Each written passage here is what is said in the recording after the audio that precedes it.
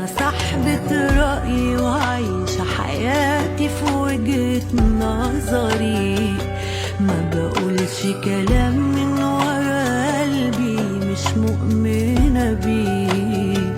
وأبويا علمني ما خافش ودايما أواجه قدري، ومادام على حق ما خافش، ده مبدأ عايشة